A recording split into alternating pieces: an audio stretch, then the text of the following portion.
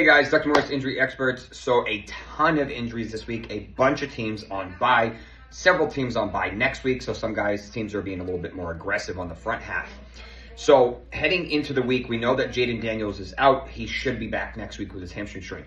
Bryce Young has not practiced the entire week. He suffered a high ankle sprain. They already initially said earlier in the week that Andy Dalton was likely to start. They signed Mike White, but a lot of the Panthers fans were super adamant that he was going to play.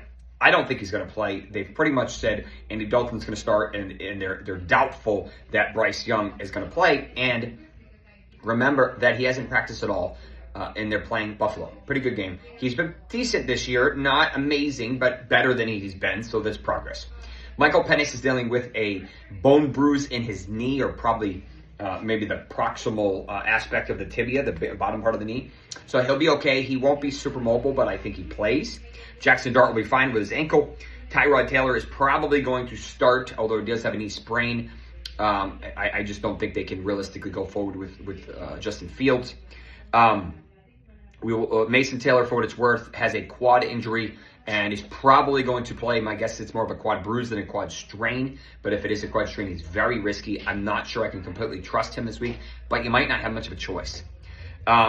Lamar Jackson, a game time decision, could potentially play this week, but remember, I'm pretty sure they play next Thursday night, so it would be a short week.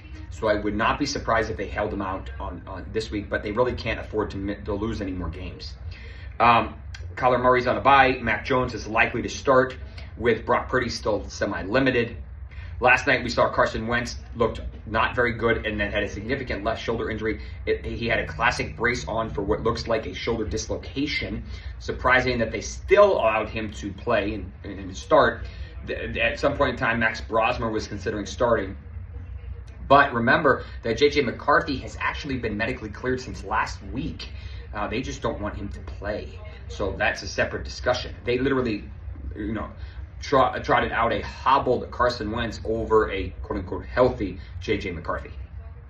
Either way, it led to a loss. Baker Mayfield would be fine. Breece Hall dealing with a knee sprain. It's really hard to trust anyone on this Jets team. I think he plays, but it's a little hard to trust him.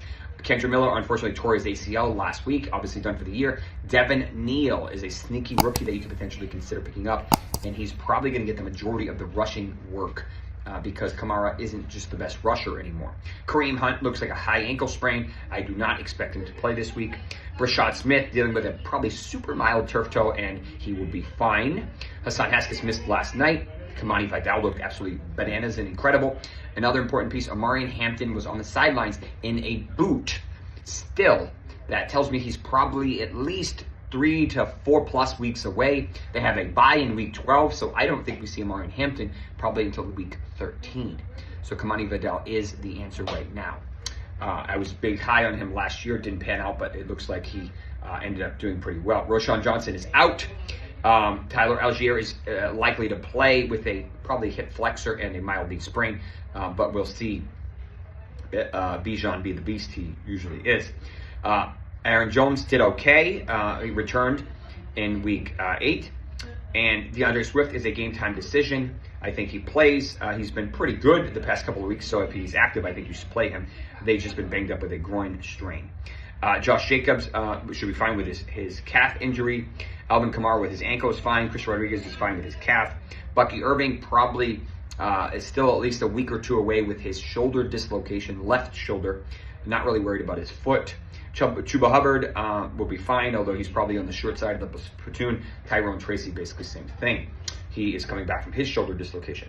Heading into wide receivers, unfortunately, from a fantasy purpose, Mike Evans' season is over. He lost his beautiful streak of 1,000+ yards, 11 seasons, tying the great Jerry Rice. He also suffered a concussion, and he suffered a clavicle fracture, probably because he couldn't stop the energy, and the guy was on the back of him, and he rammed his shoulder into the turf. Fracture of the shoulder takes 6 to 8 weeks. Brian Thomas has a history of a right shoulder dislocation, and he grimaced while injuring his right shoulder.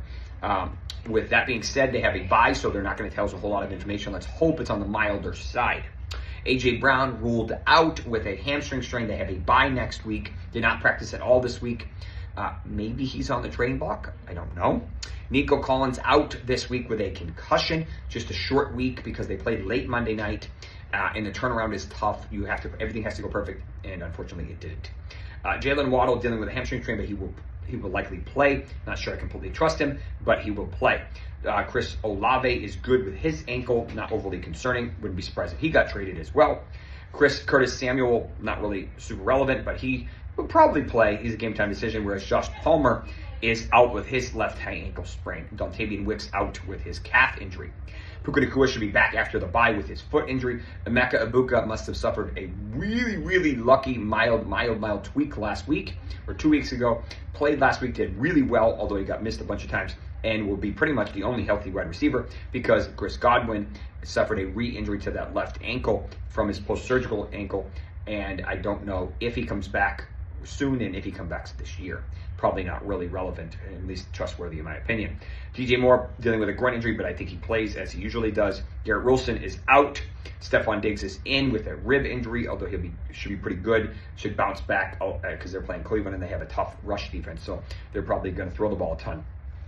Josh Downs clears his concussion protocol. He'll be back. Jerry Jeudy, on the other hand, is a game-time decision. Probably going to play with a knee injury, although I don't completely trust him either. Jacoby Myers is on a bye, could potentially return this week and next week, but also maybe on the trade block. Calvin Ridley out again with his hamstring strain. Zay Flowers comes back with his mild shoulder injury, not overly concerning. Juwan Jennings has both a high ankle, a mild or low ankle, as well as 5 rib fractures, and he's still going to play. Impressive. On the other hand, Ricky Pearsall is out, continually out with his PCL re-injury, and as a result, he's going to be the primary with Kendrick Bourne, similar to basically what we saw last week. As far as Darius Slayton, he'll be back from his hamstring strain, although he's at increased risk. He could return to that kind of the depth role with Wan'Dale Robinson kind of serving as that middle to intermediate role. CeeDee Lamb will be good. It should be better than last week.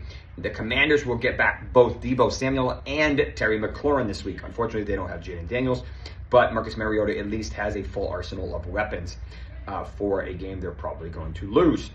Darnell Mooney will be healthier with his hamstring strain. It's important to understand, Drake London has a mild hip, but he'll be fine. It's important to understand that Darnell Mooney is the alpha here when they're both on the field. I know it sounds silly, but if you follow my buddy Scott Barrett, you will see the data. It is clear. When London is by himself, he is a super alpha. When they're both on the field, Mooney actually gets more targets and more yards. So there's something about that dynamic. If London and Mooney are both active, be careful with your expectations for London. Xavier Worthy, still risky, but he'll be playing. Deebo Samuel, as I said, he's back. Jonathan Mingo probably going to make his debut for the Cowboys after he had a bad PCL sprain. We may see the return and the debut of Christian Watson coming back from that ACL tear for the Packers. We saw Matthew Golden with, I think, a mild hip injury. He'll be fine, not overly concerning. It'll be interesting to see how they use these guys because Jaden Reed is out with his clavicle fracture. We said Dontavian Wicks out with his calf strain. So they basically have Romeo Doubs. They have Matthew Golden, and now they'll have Christian Watson. And obviously the tight ends. In terms of Christian Kirk, he is also out with his hamstring, either re-injury or new injury. And then Jalen Coker should be better than he was last week, which means because he didn't do anything. Calvin Austin actually returning for the Steelers, and Noah Brown is on IR for the Commanders. Heading into tight ends, Darren Waller season may be over at least for a month, just depending on how they do. He has probably a pec tear or a partial tear. Usually it's where they attach over here. We saw who could be the second coming of Darren Waller, at least from a body type and a player profile perspective. Oronde Gadsden last night, who looks fantastic and actually smashed in a bunch of my leagues for me. He is a top 5 as of right now, tight end going forward. Dallas Goedert tweaked his calf, but he'll be fine. Dalton Schultz back and shoulder, although he'll probably also be fine. Cole Kmet is out this week. I think this is the first ever game he's missed, if I remember correctly, with a back injury. And he will seed, and maybe we'll get a little bump up in Colston Loveland. Juwan Johnson with a neck injury, but I think he plays, along with Daniel Bellinger, similar injury. David Njoku with a knee injury, probably a knee sprain. Similar to last week, we don't have specifics.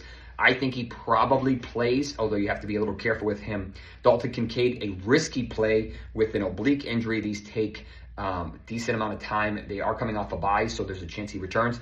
Not sure I completely trust him, but I think he's leaning more towards playing than sitting, but they're not always the clearest on that team. George Kittle didn't do a damn thing last week in his debut, at least from a receiving perspective, but Christian McCaffrey's rushing totals were significantly better, and that will continue because Kittle is a fantastic blocker. Hopefully he gets the ball this week from a receiving perspective, but from a betting perspective, limit your expectations on Kittle until we see differently. Brock Bowers should be ready to return after the bye from his PCL sprain, and Jontavian Sanders is still ramping up from his high ankle sprain. Maybe he gets a little bit of love this week. Tons of injuries. I did a bunch of individual videos if you want them. This is the Thursday/Friday morning wrap up, and we will record a late night, Sunday night injury kind of summary, so to speak, for all the new injuries from week 8. I hope you're doing well with your betting. I hope you're doing well with your fantasy. And I hope your team is doing well. If you have any questions, comments, concerns, I'd love to help. Thank you for tuning in. We will see you in a couple days.